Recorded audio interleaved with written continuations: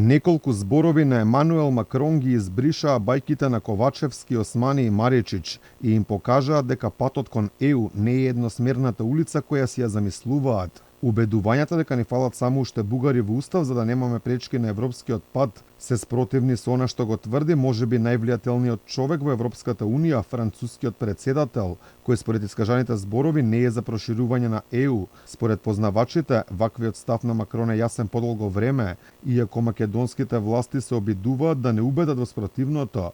Првиот човек на Социјетас Цивилис, Марко Трошановски, за Алфа вели дека проблемот е во власта, а не во Европската унија. Не треба да се чудиме од каде ова дојдено, ние години наназад се зборува за оваа тема, тоа што јавноста сака, не јавноста, владата сака целосно да ја представи европската интеграција како еднонасочен колосек, е друга тема и ги игнорира овие сигнали и импулси се разбира од многу силни земји членки. Последниот период власта не убедува дека уставните измени се она што ни фали да немаме никаква пречка во евроинтеграциите. Поранешниот амбасадор Ивица Боцевски за Алфа вели дека овие зборови на Макрон покажуваат дека време е власта да размисли што зборува.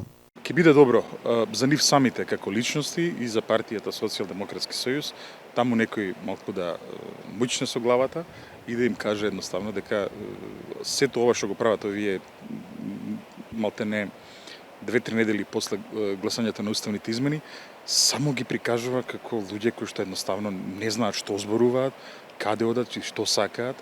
Боцевски е на ставот дека власта треба да се разбуди и да свати дека она во што ги убедуваат луѓето не е вистината која ја посакуваат. Потребно е едно отрезнување, едно будење дека пропагандата падна, лагите падна, манипулацијата се разобличи. Ајде да разговараме искрено во Македонија како понатаму и што ќе понудиме пред господинот Макрон, кој што зборува за Европа од повеќе брзини. Трошановски вели дека треба да ни биде јасно дека она што Макрон го соопшти е една од главните теми на дискусија во Унијата. Изјавата на Макрон е една од оние главни носечки дебати во Европската унија како тоа треба да се случува.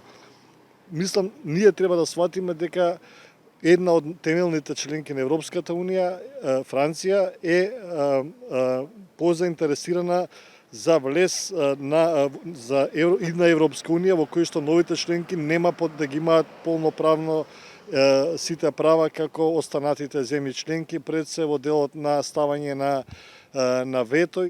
Макрон испрати не баш позитивни пораки за земјите кои се надеваат да станат членки на Европската унија. Според него проширувањето во моментов можеби и не е опција. Вели ЕУ си има проблеми и со 27 членки, а ситуацијата нема да биде подобра доколку има 32 или 35. Најави сценарио кој го нарече ЕУ со повеќе брзини, што според познавачите е сценарио каде сите земји членки нема да имаат ист статус и исто право на одлучување.